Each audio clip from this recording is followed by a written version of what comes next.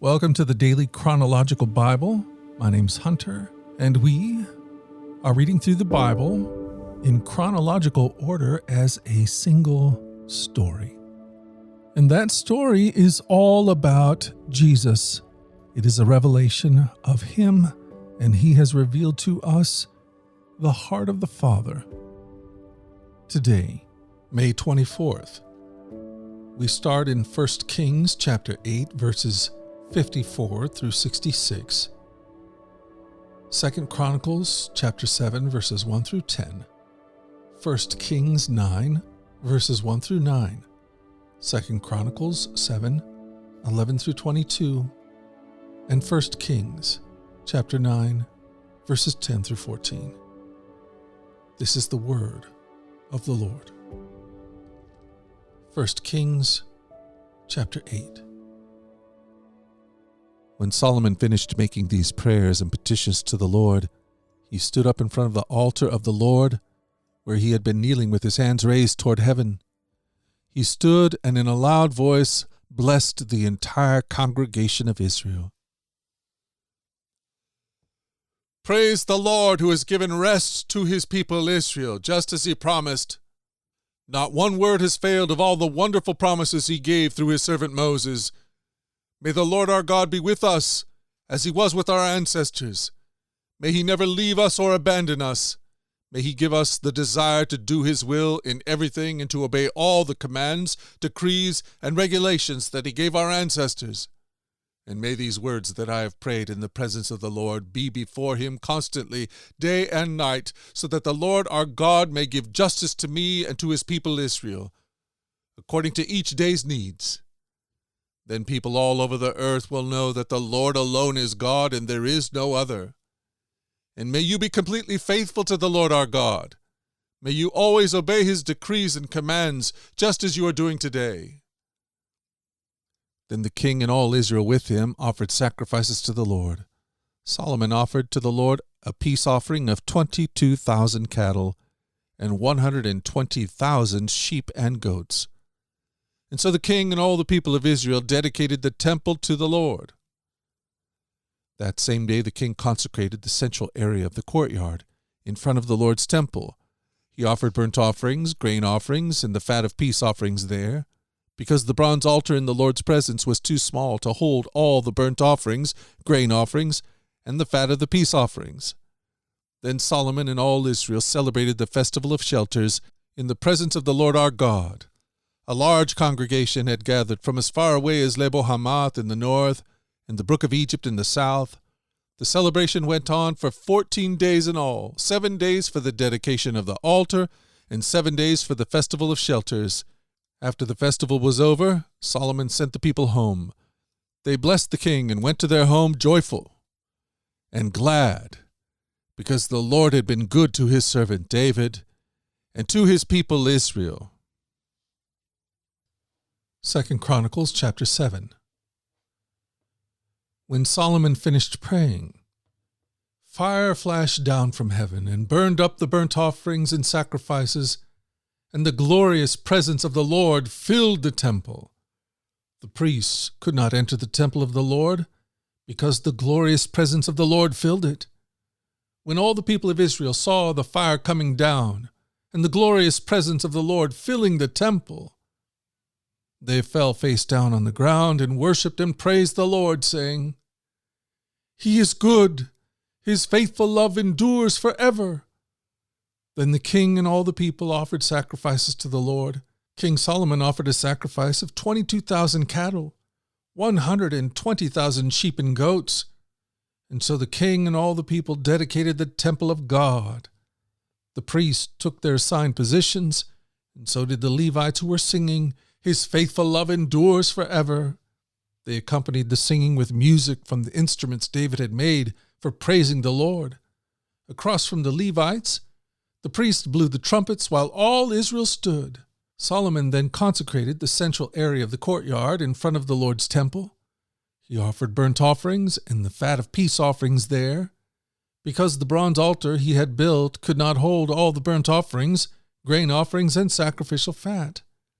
For the next 7 days, Solomon and all Israel celebrated the festival of shelters.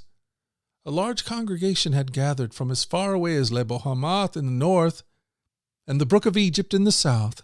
On the 8th day, they had chosen a ceremony, for they had celebrated the dedication of the altar for 7 days and the festival of shelters for 7 days. Then at the end of the celebration, Solomon sent the people home. They were all joyful and glad because the Lord had been so good to David and to Solomon and to his people Israel. So Solomon finished building the temple of the Lord, as well as the royal palace. He completed everything he had planned to do. Then the Lord appeared to Solomon a second time. As he had done before at Gibeon, the Lord said to him, I have heard your prayer and your petition. I have set this temple apart to be holy, this place you have built where my name will be honored forever. I will always watch over it, for it is dear to my heart. As for you, if you will follow me with integrity and godliness, as David your father did, obeying all my commands, decrees, and regulations, then I will establish the throne of your dynasty over Israel forever. For I made this promise to your father David. One of your descendants will always sit on the throne of Israel. But if you or your descendants abandon me and disobey the commands and decrees I have given you, and if you serve and worship other gods, then I will uproot Israel from this land that I have given them. I will reject this temple that I have made holy to honor my name. I will make Israel an object of mockery and ridicule among the nations.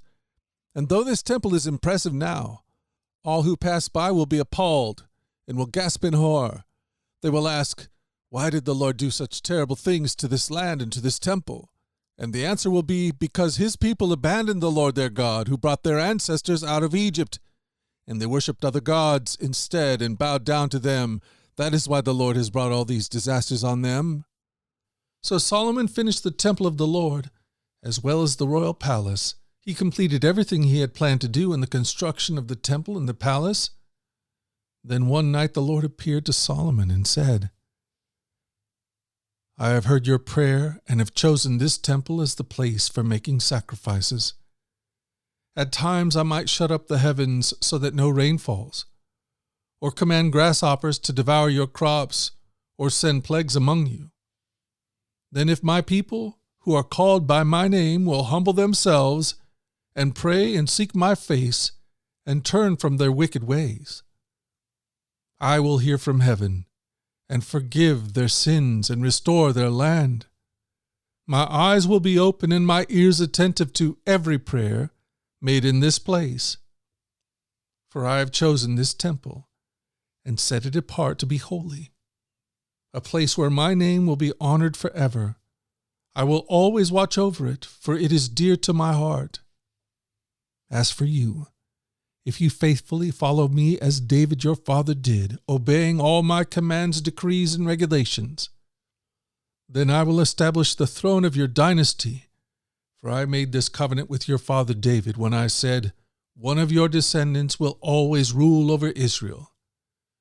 But if you or your descendants abandon me and disobey the decrees and commands I have given you, and if you serve and worship other gods, then I will uproot the people from this land that I have given them. I will reject this temple that I have made holy to honor my name. I will make it an object of mockery and ridicule among the nations. And though this temple is impressive now, all who pass by will be appalled. They will ask, why did the Lord do such terrible things to this land and to this temple? And the answer will be, because his people abandoned the Lord, the God of their ancestors who brought them out of Egypt, and they worshipped other gods instead and bowed down to them. That is why he has brought all these disasters on them. It took Solomon 20 years to build the Lord's temple and his own royal palace. At the end of that time, he gave 20 towns in the land of Galilee to King Hiram of Tyre. Hiram had previously provided all the cedar and cypress timber and gold that Solomon had requested. But when Hiram came from Tyre to see the towns Solomon had given him, he was not at all pleased with them. What kind of towns are these, my brother? He asked. So Hiram called the area Kabul, which means worthless, as it is still known today. Nevertheless, Hiram paid Solomon 9,000 pounds of gold.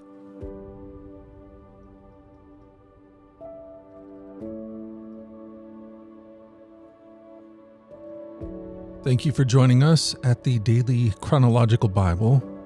You can find out more about our other podcasts at dailyradiobible.com, where people from all around the world come to join us in this journey through the Scriptures, where we allow the Scriptures to point us to the God who is love, the God revealed to us fully in Jesus.